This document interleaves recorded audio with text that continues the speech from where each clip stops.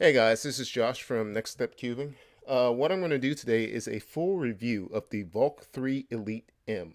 This is the new flagship cube from GE. It's made using the Valk 3 name. It's a very well designed cube, and I'm going to talk about some of the aspects throughout this video as well. Initially, I wanted to do an unboxing of this cube, but the videos that I had to do the unboxing didn't come out the way I wanted it to.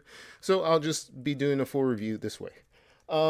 First off, it's an adjustable cube. You're able to actually adjust both the springs and the magnetic or the magnets in the cube as well. So it kind of gives it a little bit more of versatility for many speed cubers who want to change their magnet strength or just change the compression of the springs, things like that. Um, the weight of it, I'm looking off my notes here. It is very, very light. If you picked up this cube, it's going to be on the lighter side. Its weight is about 76 grams, which makes it pretty light. Compared to the Valk 3M, which this is the Valk 3M. This one weighs about 85 grams. So it's a noticeable difference between these two weight wise. And if it's noticeable with the 3M, it is very noticeable with the Valk 3 Power M, which weighs at almost 95 grams. Um, this cube performance right out of the box worked very well, and I really liked the turning style. It was very smooth out of the box. um, the design of it is not that far different from the regular Valk 3 and the Valk 3 Power. They did redesign some of the edges and the corners a little bit differently. Like, if I can get it on the camera here, which it's not wanting to focus here, but there are these little, I guess, bumps that are kind of engraved on the sides, which kind of gives it a little bit more of an airy feel, which actually makes it work well for the cube. Actually, I'm going to leave this out and do the next part. This is a magnetic cube, which you already know that from a fact. One of the well, the first thing is it does have the standard magnets that come with the cube, the magnets between the corners and the edges as such, which connects together. But it also has this new design that she had made to where the caps themselves also have magnets in it. The caps will actually connect to the edges, giving it a little bit more of a tactile stronger connection, stronger feel to the cube as well.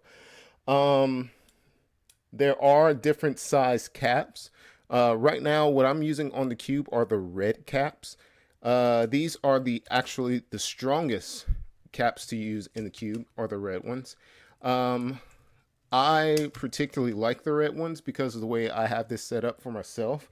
But there are also the white caps, which are the standard caps, which are pretty much in the middle of the magnet strength. Actually, these would be light magnets that they use in the white or the standard caps. And there are also the green caps, which I have an example here as well. The green caps actually do not have any magnets in it. I don't know if you can see from this far. And yeah, well, not too well. But there aren't any magnets in the green caps, which makes the green ones non-magnetic. So you'll have the regular feel of the magnets from the corners and the edges as you normally do with the green caps, but not from the center attraction with the new design. Um, the springs, oh, I'll put the cap back on, I don't know why. The springs also are changeable. In this cube particular, I have the green springs that I'm using.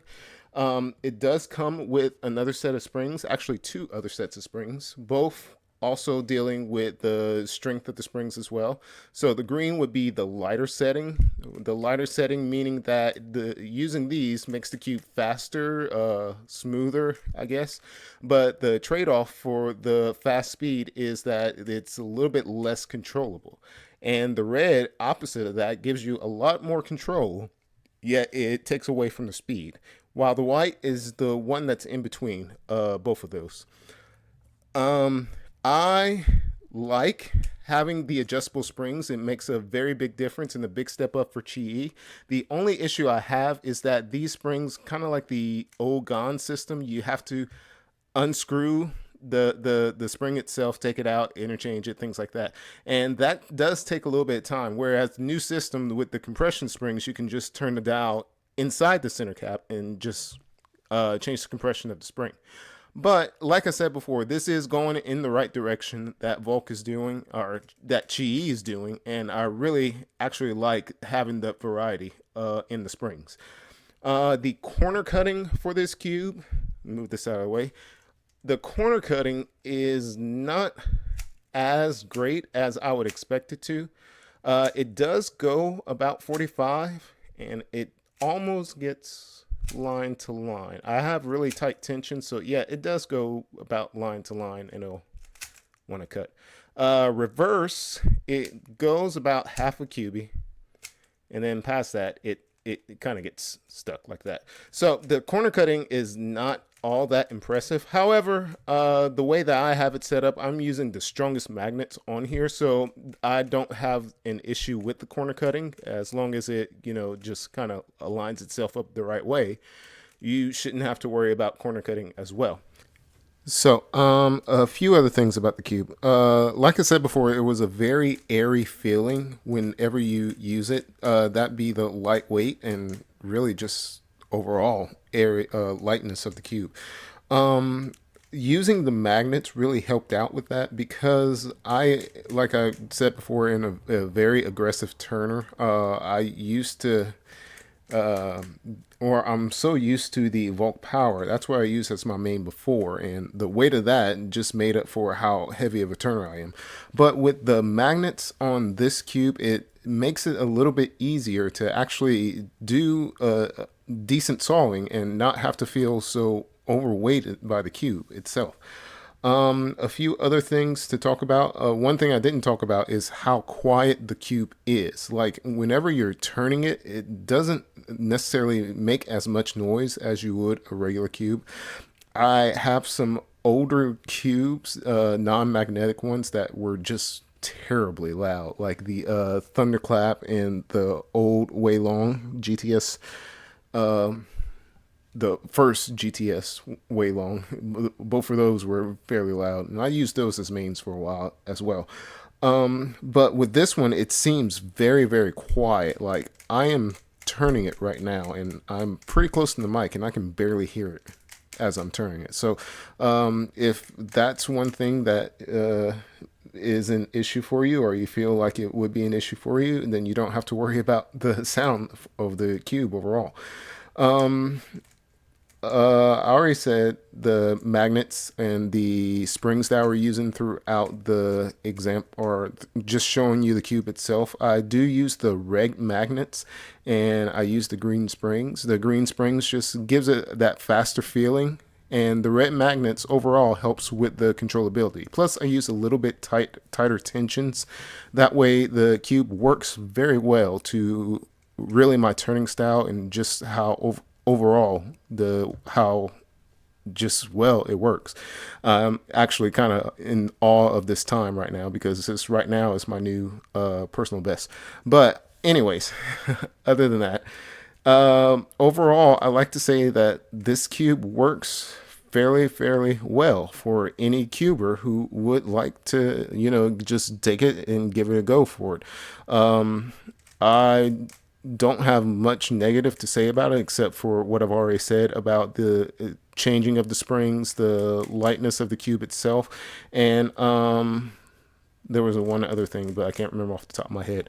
But yeah, other than that, it's a good cube to have, and I can't say really too much bad about it. Overall, what I want to say, Chi, like I said before, they're going in the right direction using the adjustable magnetic and spring strength in the cube.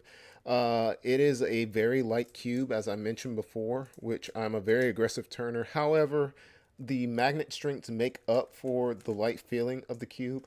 The springs are like the old Gon system, which you have to interchange them out, like I said before, and that's a vice for me. However, like I said before, she is doing an adjustable system where they didn't have it before. They had some open springs that you could change out, but it wasn't anything as well designed as this was. So I'll give it a plus in that category that you're doing the interchangeable stuff. Um, it it's corner cutting, like I said before, is not that great. But again, using the right magnets and the stronger magnets make up for the